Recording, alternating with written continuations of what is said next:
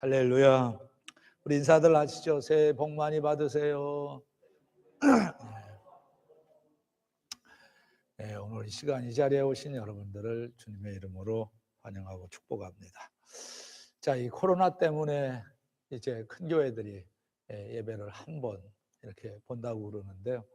그래도 감사한 것은 이렇게 네 번 우리가 이렇게 예배를 드리고 있는데, 이렇게 가만히 보니까 이 예배 행렬이 8시 좀 지나서부터 그 예배자들이 나오죠. 그래서 지금까지 각 1부, 2부, 3부, 4부까지 이렇게 오시고 가시고 오시고 가시고 하는 이 예배 행렬이 만들어져서 참 이 코로나 때문에 대면으로 20명 밖에 드리지 못하지만 그래도 감사하다, 그런 생각을 했어요.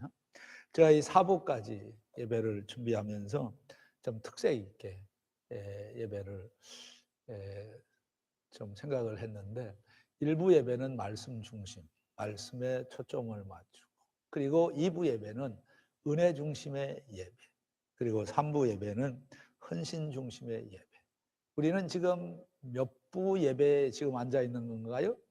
4부 예배. 4부는 좀 편안하게 우리가 예배할 수 있어요. 왜냐하면 여기 있는 대로 찬양과 기도 중심의 예배이기 때문인데요. 자, 여하튼 이렇게 특색 있게 제가 예배를 설계를 했습니다. 그래서 이 코로나 상황이지만은 그래도 예배 하나만큼은 우리 믿음의 선조들처럼 잘 살려나가고 또 잘 또 유지해야 된다, 이제 그런 생각을 했습니다. 그래서 오늘도 또 이 4부 예배, 또 예배 아주 적절하게 이렇게 더 와도 안 되죠. 이렇게 와서 또 같이 예배할 수 있기에 제가 또 설교를 할 수 있게 됐는데, 이것 또한 정말 감사한 일이다, 이렇게 생각을 합니다. 오늘 여기 계신 분들이나 또 지금 영상을 통해서 또 예배 함께 하시는 분들이 계십니다. 자, 모든 분들에게 새해를 맞이해서 인사드리는데, 새해에도 건강하시고 가정의 평안과 직장과 사업장의 형통함과 또 자녀들의 앞길에 하나님의 선하신 돌보심이 있었으면 좋겠습니다. 그래서 새해 복 많이 받으세요. 자, 새해 복 많이 받으세요. 인사하는 것까지도 가르쳐야 된다고 하면 또 골치 아픈데, 하여튼 새해 복 많이 받으세요. 자, 저는 정말 기쁩니다. 왜 기쁘냐 하게 되면 2021년도에는 정말 제가 생각했던 표를 드디어 이제 발표를 했기 때문인데요. 자, 21년도에 우리 교회 표는 성경 암송의 해죠. 성경 암송의. 이미 1, 2, 3부에서 제가 다 말씀을 드렸기 때문에 더 말씀을 드리지 않는데요.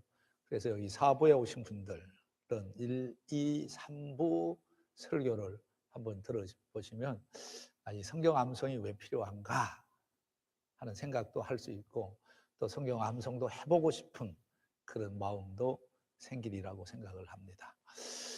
자, 그래서 우리가 매일같이 성경 암송, 자기가 좋아하는 성경 구절 하나씩 성경을 읽다가 찾아가지고 우선 제일 먼저 처음에는 짧은 것부터 외우시면 좋죠. 이를테면 태초에 하나님이 천지를 창조하셨느니라. 자, 이렇게 쉬운 것부터 이제 외우다 보면 또 하나하나 매일같이 이제 한 절씩만 외우면 1년은 365일. 그래서 이 2021년 끝에 가서는 툭 건드리기만 해도 뭐가 튀어나와요?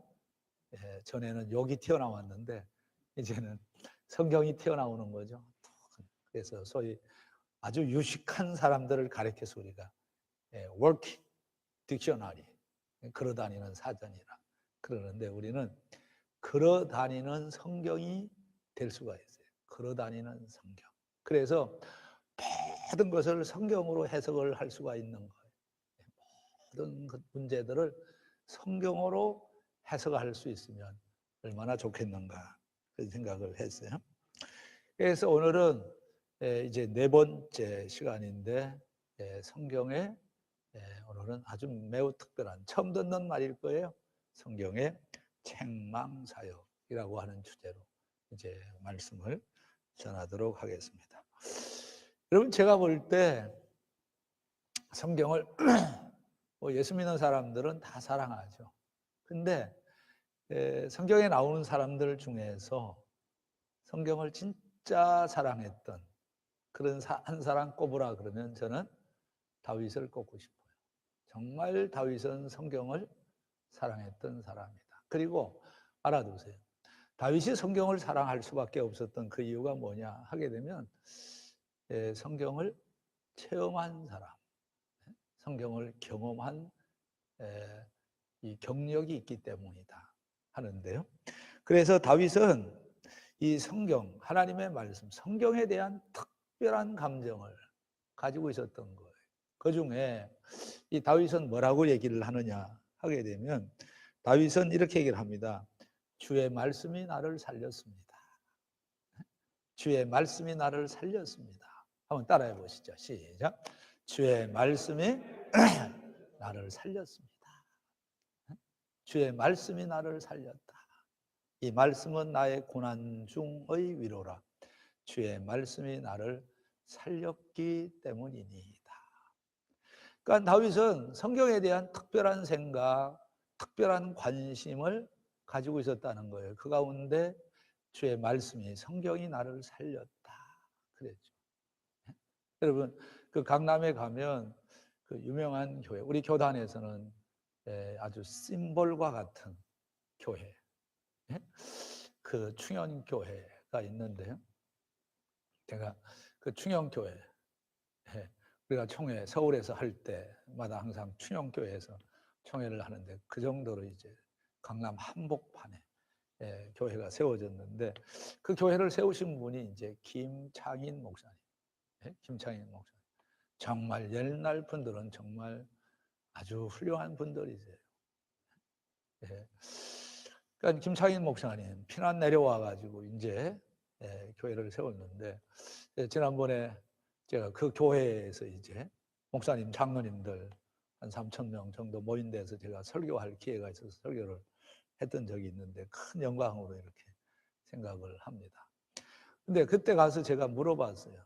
관계자들한테 이렇게 물어보니까 야, 정말 뭐라고 얘기를 하느냐 하면 교회 재산이 교회 재산, 이 부동산 재산이 1조가 넘는다고 그러더라고요. 부동산 재산이 1조가 넘는다.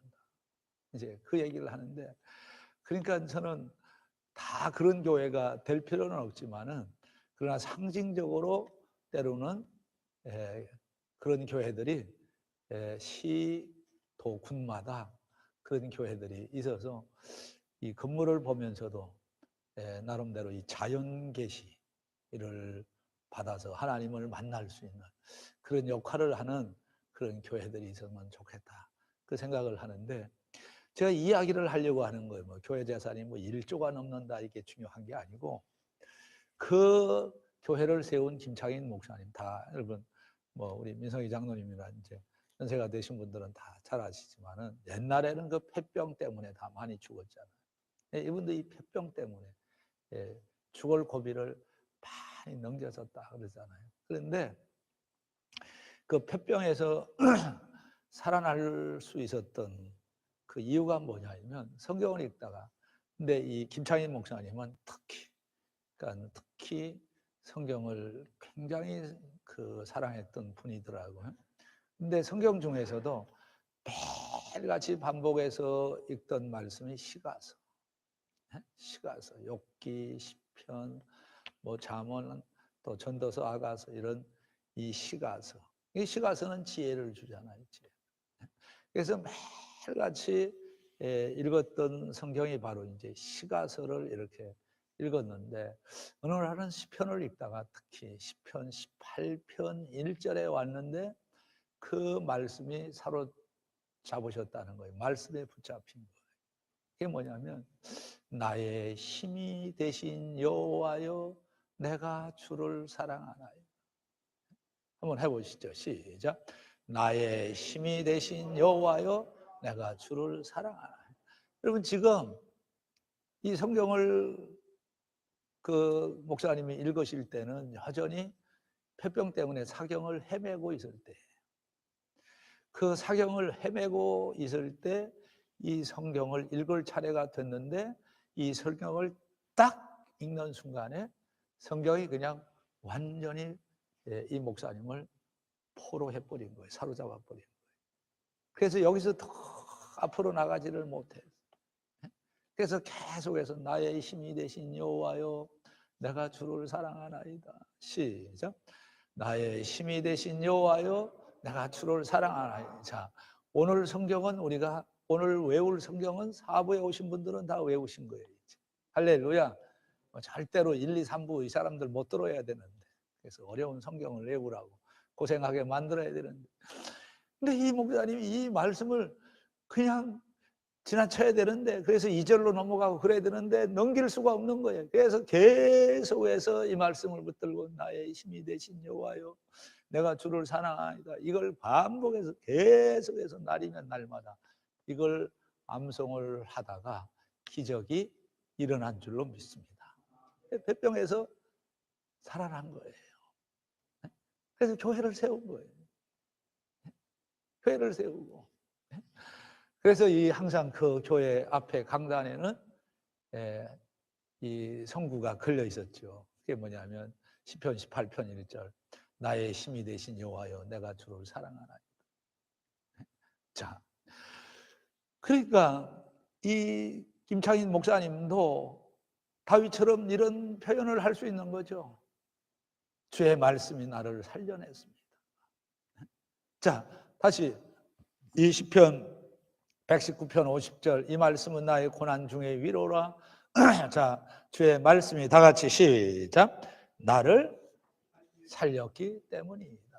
사실은요 말들을 안 해서 그렇지만은 크고 작은 그 이제 케이스를 다 이제 종합을 해보면 말씀대로 말씀 때문에 살고 있는 사람들이 얼마나 많은지 말씀이 살려낸 사람이 얼마나 많은지 몰라요. 저는 제가 이제 그 뭐 다 제가 조금 얘기를 했기 때문에 아시지만은 저기 처음 이제 백령도에서 이제 탈출해 가지고 저 동인천에 송현동이라고 하는 그 수문통 시장 그 화장실도 없는 그래서 공중 화장실을 써야 되는 그런 조그맣게 이렇게 한 칸 그때 당시에 4,000원 한 달에 4,000원 주고 이제 그 살 때인데 이렇게 왜 또 좀 키가 커가지고 이렇게 똑바로 다 누울 수가 없어요. 대각선으로 누워야 이렇게 누울 수 있는 자리인데 거기서 처음 객실 생활을 시작을 하면서 정말 한 달 내내 쌀은 구경도 못하고 밥은 구경도 못하고 그냥 이 라면만 먹었던 세월도 있고 또 라면도 먹을 수 없는 그 라면 떨어지면 어떻게 했느냐 하면 그때 당시에 제가 수봉산 교회까지 걸어서 가는 거예요. 걸어서 가는데 가는 이유가 뭔지 아세요? 교회가 뭐 좋아서 가는 게 아니에요. 그 교회는 가면 예배 끝나면 국수를 주더라고. 국수를 삶아주는 거예요. 국수 이제 먹으려고 이제 간 거예요. 근데 국수 한 그릇 먹고 또 먹으려고 하다가 욕도 많이 얻어먹고 이제 그랬는데 내가 그래서 수봉산 교회 가서 설교를 하다가 그래서 그 얘기를 했어요. 이 교회 아주 나쁜 교회라고. 그래서 사람들이 깜짝 놀라더라고요. 그래서 내가 여기 사실은 다 이렇게 자취 생활을 할 때 여기 와서 국수 먹으러 이제 내가 이렇게 교회 몇 번 출석을 했는데 두 그릇 먹으려고 하다가 욕 먹었던 적이 있다고 이제 내가 그 사람이 누군지 내가 아는데 여기 살아 있다고 지금 그랬더니 그냥 이제 사람들이 그냥 막 긴장을 한 거예요. 딱 예배 끝났는데 역시 오늘 이 책망사역이잖아요. 그래서 이 얘기를 하는 거예요. 내가 이제 그 얘기를 했어요. 내가 이제 그냥 나 혼내가지고 내가 큰 목회할 사람인데 그때 나를 알아보지 못하고 이제 나를 이제 그렇게 못 먹게 야단 쳐가지고 그냥 속상했었다고. 그러고서 예배 끝나고 이제 목사님 방으로 들어갔는데 누가 문을 뚝뚝 두드리더라. 죄인이 찾아온 거예요. 죄인. 설교가 책망이 된 거예요. 그러더니 아이고 잘못했다고 미안하다고 이렇게 될 줄 몰랐다고. 그게 누구냐면 박신문 목사님 아버지야. 그래가지고 잘못했다고.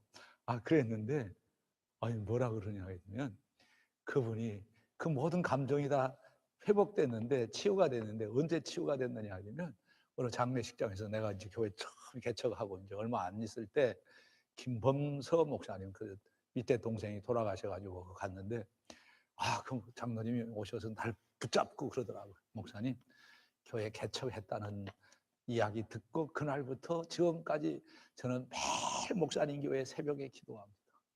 그러더라고. 그래가지고 그때부터는 누가 그 사람 욕하면 내가 막 그 사람 같은 사람이 어디 있냐고 막 그랬거든. 그러니까 성경이 무슨 역할을 하느냐 하게 되면 이렇게 자꾸 죄를 폭로하고 잘못을 폭로해가지고 우리 책망을 하는 거예요. 이 책망은 책망을 위한 책망이 아니에요. 우리 영을 살리기 위해서 책망을 하는 거거든요. 그러니까 이 성경을 우리가 가까이 하는 이유가 뭐냐면 성경을 통해서 이 다윗과 김창인 목사님이나 이런 분들처럼 계속해서 이 영혼이 살아나기 때문이죠. 그래서 다윗은 늘 이런 말씀을 했어요. 뭐라고 얘기를 하느냐 하면 항상 말씀을 가르쳐 주세요. 말씀을 가르쳐 주세요. 자, 우리 한번 16절 말씀을 한번 같이 한번 읽어봅니다. 시작.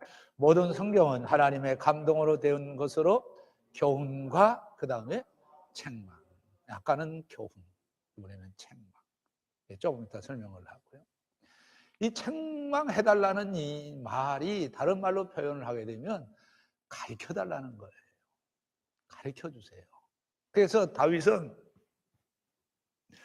이 하나님의 말씀을 그렇게 알고 싶어 했던 거죠.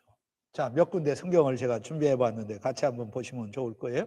시편 119편 33절 같이 읽어봅니다. 시작.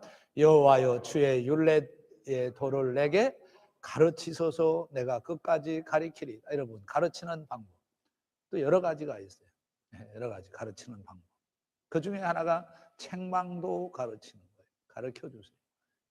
그래서 이 다윗은 죄 짓고 나서 책망을 받죠. 책망을 받으면서 또 발견한 거예요. 뭘 발견했느냐 하면 죄를 짓게 되면 구원의 감격이 없어진다는 걸 깨달은 거예요. 구원의 감격.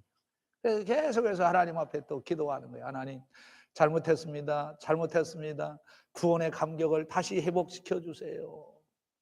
그게 뭐예요? 책망을 통해서 가르쳐 주시는 거죠. 자, 또 시편 119편 102절 말씀도요. 자, 같이 읽어봅니다. 시작. 주께서 나를 가르치셨으므로 내가 주의 규례들에서 떠나지 아니하였다. 계속해서 다윗은 계속해서 이 말씀을 깨닫는 것이죠. 그러니까 제일 행복한 사람이 어떤 사람이냐 하면 하나님의 말씀을 계속 깨닫는 사람. 그래서 결론은 이거예요. 다윗을 생존하게 해주었던 힘이 뭐냐 하게 되면 하나님의 말씀이라는 거예요. 그래서 하나님의 말씀을 붙잡고 산 거죠. 시편, 자, 119편 116절인데요. 자, 같이 읽어봅니다. 시작. 주의 말씀대로 나를 붙들어 살게 하시고, 이거 보세요. 주의 말씀대로 나를 뭐하고요? 붙들어. 그러니까 하나님의 말씀에 포로가 되고 하나님의 말씀에 붙들려 사는 것만큼 좋은 일이 없다라고 하는 것이죠.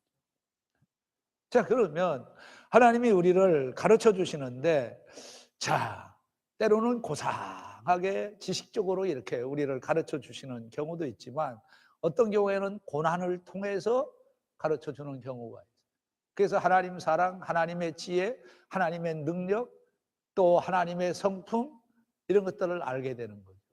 그래서 제가 아까 얘기했잖아요. 제가 그렇게 배가 고플 때 좋아했던 성경, 나를 지탱했던 성경이 바로 로마서 8장 18절. 생각하건대 현재의 권한은 장차 우리에게 나타날 영광과 좋기 비교할 수 없도다.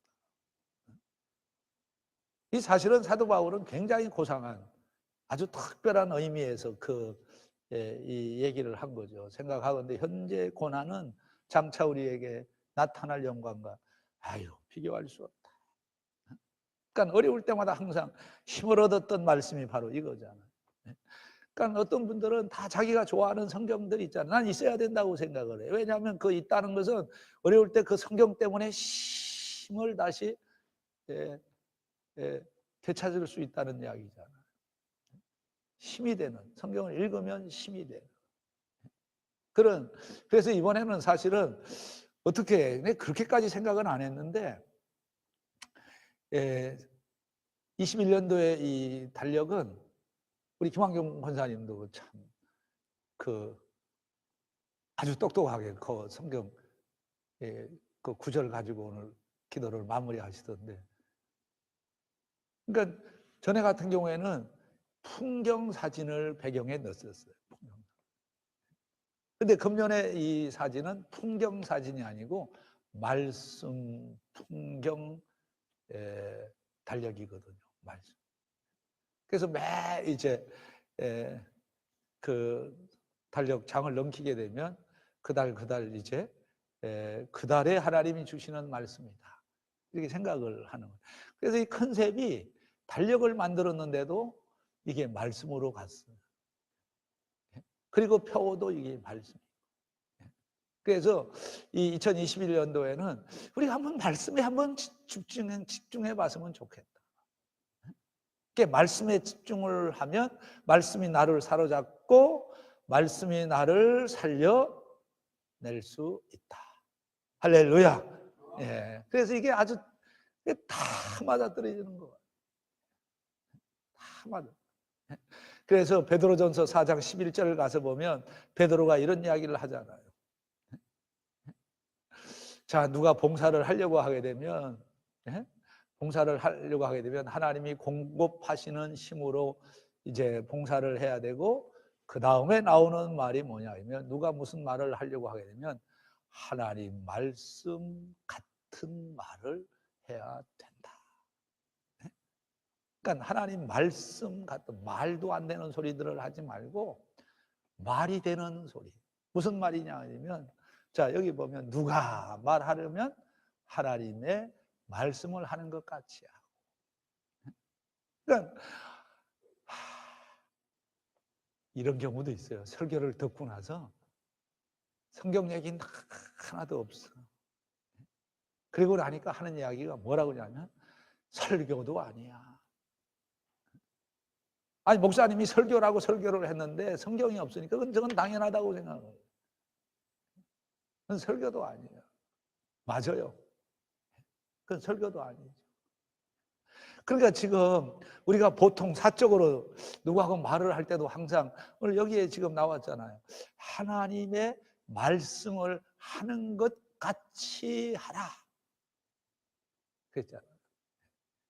그러니까 우리가, 제가 2부 때 이미 다 말씀을 드렸지만 말씀에 성경 암송하는 유익 중에 하나가 뭐라고 그랬느냐 하게 되면 지혜와 지식이 생기는 거예요. 말씀을 많이 가까이 하게 되면 지혜와 지식이 생기는 거예요. 말하는 게 달라지는 거죠. 말하는 게 달라지는 거예요. 그래서 우리가 말 한마디를 하더라도 상대방이 자, 어떻게 받아들이지는 말을 해야 되냐 하면 기억해 둘 만한 가치가 있는 메시지를 남기죠. 기억해 둘 만한 가치가 있는 메시지를 전하는 것. 기억해 둘 만한 가치가 있습니까? 자, 그러면 자, 여기 지금 다시 오늘 본문으로 돌아와서 교훈과 책망, 그래서 이 책망. 그러면 이 책망이라고 하는 단어의 뜻을 소개를 해볼게요. 엘레그모스. 이 단어는 어떤 뜻을 집약적으로 가지고 있느냐 하면 잘못된 교리나 잘못된 행동에 대해 책망하는 거. 잘못된 교리, 잘못된 행동. 그러니까 잘못된 교리들이 많이 돌아다녀요, 교회에. 잘못된 교리. 그리고 잘못된 행동들을 많이 하고 있어요. 자, 그래서 우리가 성경을 가까이 해야 되고 하는 그 이유가 뭐냐 하게 되면 이 잘못된 교리들을 우리가 바로잡아야 됩니다. 그 성경을 우리가 깊이 알면 내가 이런 생활을 한 것이, 이렇게 믿은 것이 이게 잘못이었구나. 그래서 예수님도 책망이라는 이 단어를 쓰셨어요. 어디서 쓰느냐 하면 요한복음 16장 말씀에 가서 보면, 자, 성령의 역할 중에, 자, 책망을 하는데 죄를 책망하고, 자, 불의를 책망하고, 세상을 책망한다. 이 책망이라는 단어가 나와요. 한번 읽어봐요. 시작. 그가 와서 죄에 대하여, 의에 대하여, 심판에 대하여 세상을, 자, 세상에는, 자, 여러분, 세 가지가 존재하는 거예요. 세상에 죄가 존재하고, 세상에는 불의가 존재하고, 세상에는 심판이 존재하고. 그러면 성경은 뭘 가리키냐 하면 죄가 무엇인지를 가르쳐 주는 거예요. 그리고 불의에 대한 것을, 불의에 대한 세상을 책망을 하는 거예요. 그리고 또 심판에 대해서 책망을 하는 거죠. 그럼 죄가 뭐냐? 한 가지만 말해도 죄라고 하는 것은, 자, 이 믿지 않는 것이 죄다. 믿지 않는 것이 죄다. 그랬죠. 자, 그래서 우리가 이 성령의 책망을 받는 것은 결코 나쁜 일이 아니고 아주 좋은 일이다. 성령의, 우리가 잘못된 교리, 잘못된 행동, 잘못된 믿음 생활을 할 때 성령을 통해서 책망받는 것은, 이거는 할렐루야로 우리가 응답을 해야 되는 거예요. 왜냐하면 너무너무 좋은 일이에요. 그래서 제가 이 설교 준비를 하면서 참고한 저자 하나가 있는데요. 리차드 트렌치라고 하는 사람이 한 말인데요. 한번 옮겨보겠습니다. 자, 한번 같이 한번 읽어보시죠. 시작. 책망은 진리의 승리자의 팔로 그런 효과적인 무기를 휘둘러 다룬. 자, 제가 이걸 적으면서요, 제가 직역을 한 건데 사실은 무슨 말인지도 모르고 지금 제가 이렇게 옮겨왔어요. 무슨 말인지 잘 모르겠어요. 직역을 했는데. 근데 사실은 구약의 선지자들은요, 하나님이 입에다가 예언을 하라고 이제 말씀을 주시면 그걸 이제 예언을 했는데, 근데 모르고 예언한 경우가 많아요. 그냥 전달을 한 거예요. 나중에 그걸 이제 알게 된 거예요. 근데 지금 여기에 다시 한번 보세요. 이게 무슨 말입니까? 책망이 뭐냐? 책망은 진리의 승리자의 팔로 그런 효과적인 무기를 휘둘러 다른 사람을 비난하는 것이다. 이렇게 얘기를 해요. 그러니까 한마디로 말하면, 쉽게 표현하면 이거예요. 우리가 이 성령을 통해서 책망을 받는다라고 하는 것은, 이게 뭐냐면, 뭘 얘기를 하느냐 하면, 성령 하나님께서 이제 성령의 금으로 잘못된 우리의 부분들을 도려내신다는 거예요. 성령의 금. 그래서 아시죠? 성경의 별명은 성령의 금입니다. 시작.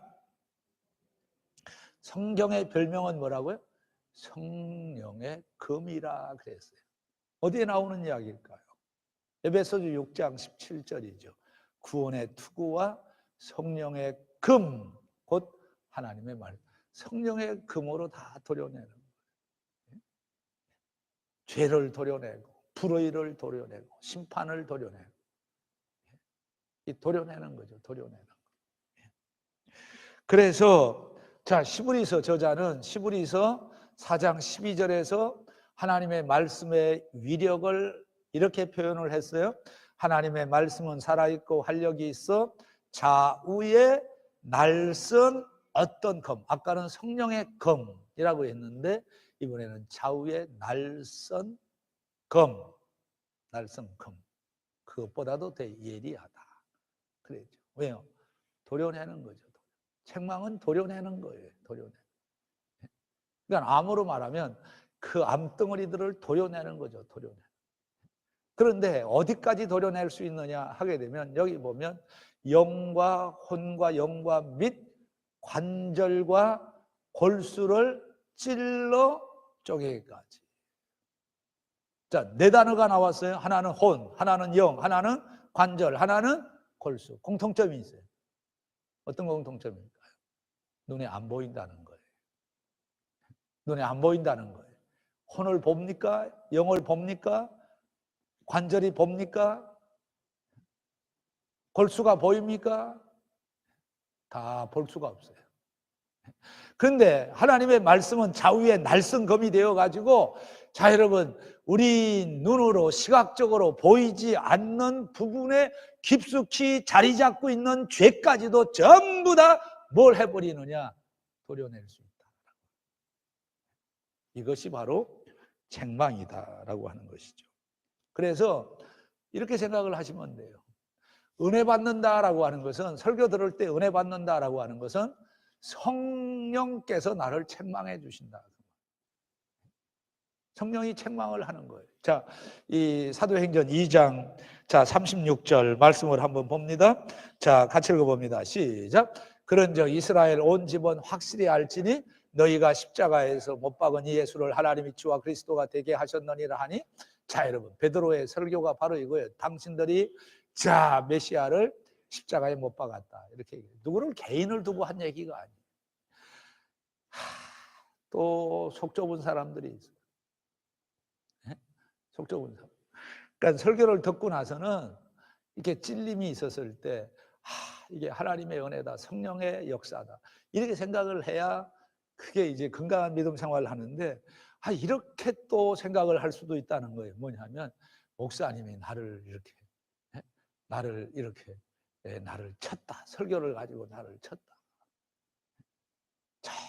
정말 불행한 사람이죠. 불행. 지금 이 베드로의 설교는 지금 다른 게 아니고요, 그냥 누구 대상 한 개인을 두고 지금 한 얘기가 아니에요.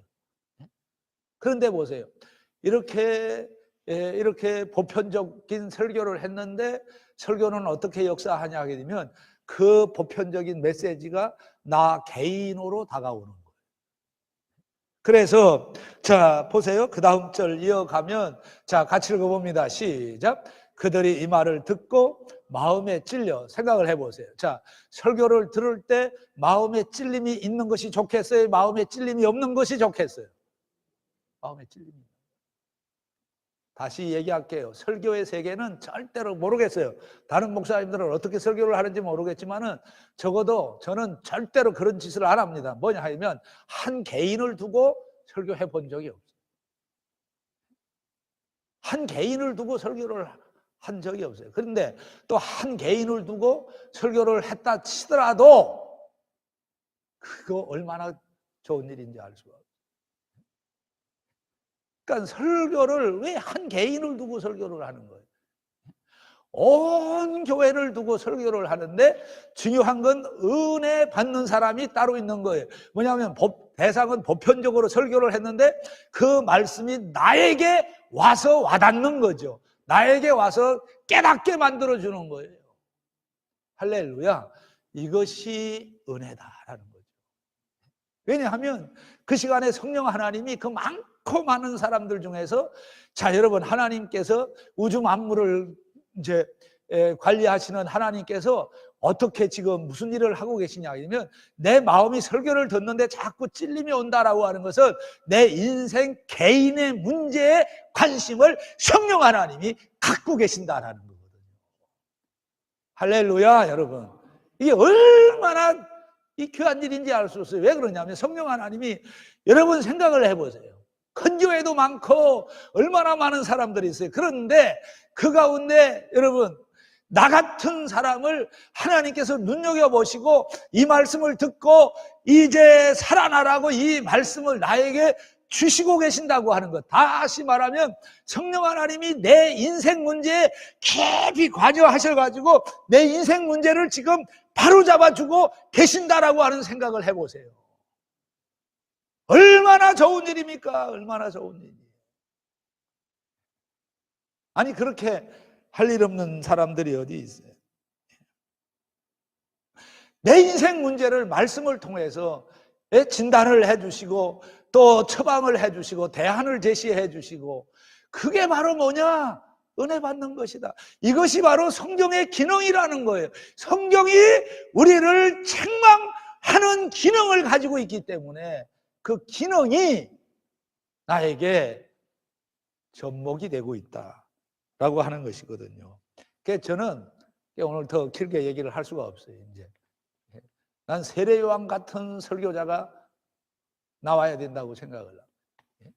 세례요한 같은 강성 있는 설교자가 없다는 데 문제가 있어요. 자, 세례요한의 설교를 한번, 자, 이건 그냥 일반적인 건데 한번 읽어봅시다. 시작. 세례요한이 광야에 이르러 죄사함을 받게 하는 회개의 세례를 전파했어요. 전파를 했어요. 자, 그 다음에 5절에 보면, 자, 온 유대 지방과 예루살렘 사람이 다 나아가 자기 죄를 자복하고 요단강에서 그에게 세례를 받더라. 여러분 생각을 해보세요. 한 개인을 두고 세례 요한이 설교한 게 아니에요. 그런데 성령의 역사를 통해서 여기 보면 온 유대와 그리고 예루살렘 사람들이 다 나와서 자기 죄를 자백했다라고 이렇게 얘기를 하잖아요. 이거 왜 그러냐 하면 설교가 살아있었기 때문에, 설교가 강력한 메시지가 되었기 때문이다라고 하는 거거든요. 사실은 이 사도 바울도 아주 설교가 강했던 사람이에요. 그러니까 제일 지금 현대 교회의 설교의 가장 큰 문제가 뭐냐 하게 되면,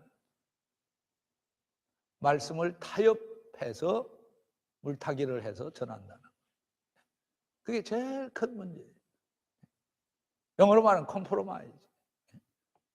설교가 타협을 한 거예요. 이게 무슨 맛인지 알 수가 없는 거예요. 너무 타협을 한 거예요. 그럼 왜 그러냐? 그 이유가 뭐냐?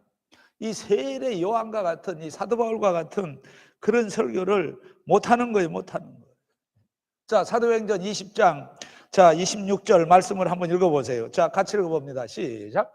그러므로 오늘 여러분에게 증언하거니와 모든 사람의 피에 대하여 내가 깨끗하니. 자, 여러분 여기 아주 중요한 거예요. 모든 사람의 피에 대해 깨끗하다. 이 말은 번역이 어떻게 돼야 되느냐 하면 I am not responsible. 나는 책임이 없다.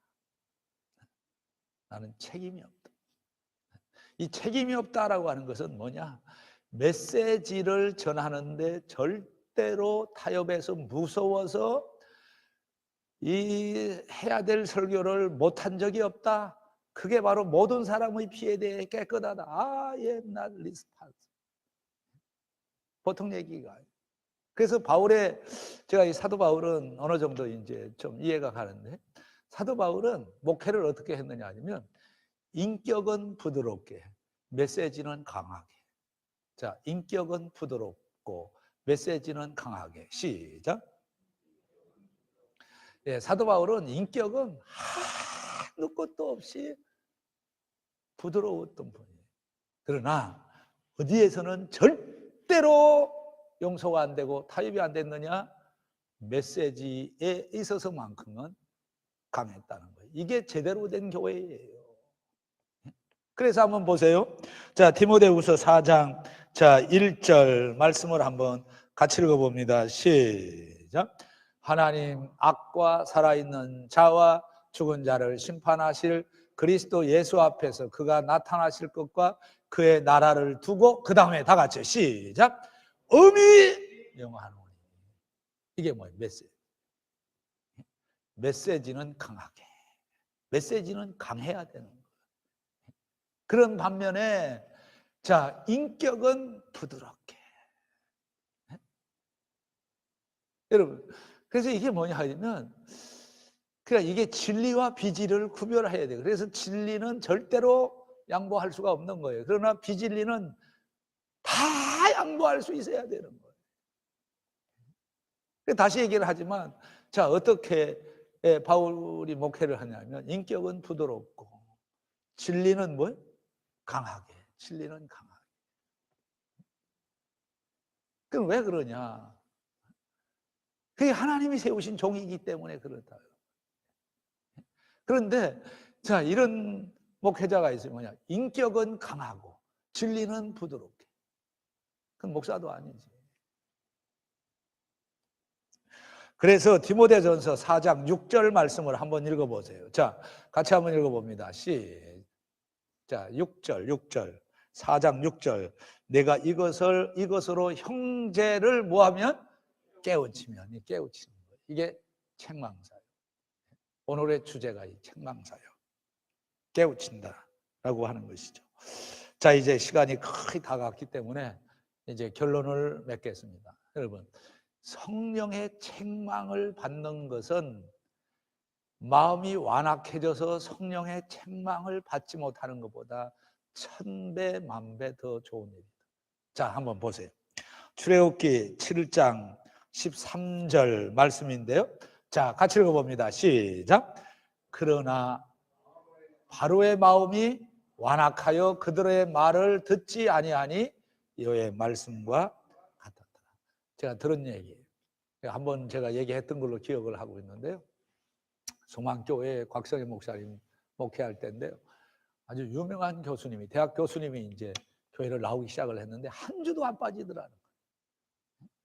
그래서 저분이 뭐 얼마나 오래 다니겠는가 생각을 했는데 한 주도 안 빠지고 이제 예배 때 나와 설교를 너무 진지하게 듣더라는 거예요. 그래서 한 번은 목사님이 이제 설교 끝나고 나갈 때 뭐 들을 게 뭐 있습니까? 뭐 그렇게 진지하게 설교를 듣느냐. 그랬더니 그 얘기를 플러신학교에 와가지고 아주 우리한테 이 얘기를 하더라고. 뭐라고 하냐면은 뭐 들을 게 있습니까? 얘기했더니 그분이 아주 유명한 대학 교수인데 뭐라고 하냐면 목사님 저 설교 듣는 재미로 나옵니다. 그래서 무슨 재미요? 그랬더니 목사님 설교를 들으면서 계속 혼나는 재미로 설교를 들으면서 그 머리 큰 이 대학 교수가 설교를 들으면서 혼나는 재미로 교회 나옵니다. 그 말 딱 듣고 이 목사님이 감탄을 했다는 거예요. 설교를 들 때 혼나는 재미. 그분은 뭔지 잘 모르는 거죠. 혼난다는 게. 그게 바로 책망받는 거. 다른 말로 말하면 그 시간에 은혜 받고 있다는 거예요. 제일 행복한 사람은 바로와 같이 이렇게 마음이 완악해져 가지고 하나님의 말씀을 못 듣는 사람들이. 그게 아니고 그 교수님처럼 마음이 부드러워가지고 하나님의 말씀을 들을 때 어린 나이가 선생님한테 혼나듯이 이렇게 이 책망받는 그런 심령을 가진 믿음 생활하는 사람이 행복한 거죠. 그래서 자, 여러분, 자, 이 성경 구절을 하나만 하고 마치는데요. 자, 바로 이거예요. 제일 행복한 사람은, 제일 지혜로운 사람은, 똑똑한 사람은 다른 게 아니에요. 상대방이 하는 말을 알아들을 줄 아는 사람. 네? 말을 알아들을 줄 아는 사람. 말을 못 알아듣는 사람이 있어. 말을 못 알아듣는. 우리가 말을 알아듣는 지혜가 필요한 거죠. 자, 그래서 이 느헤미야 8장 자 2절 말씀 자 같이 한번 읽어봅니다. 시작. 7째 달 초하루에 제사장 에스라가 율법을 가지고 회중 앞 곧 남자나 여자나 그 다음 다 같이요. 시작. 알아들을 만한 모든 사람 앞에 이르라. 에스라의 설교를 알아듣는 사람이었다. 이 알아듣는 사람은 어떻게 이어지느냐? 5절 가서 보면 자 여러분 5절 보지 말고 6절 그냥 바로 읽어요. 자 같이 봅니다. 시작. 에스라가 위대하신 하나님 여호와를 성축하며 모든 백성이 손을 들고 아멘 아멘.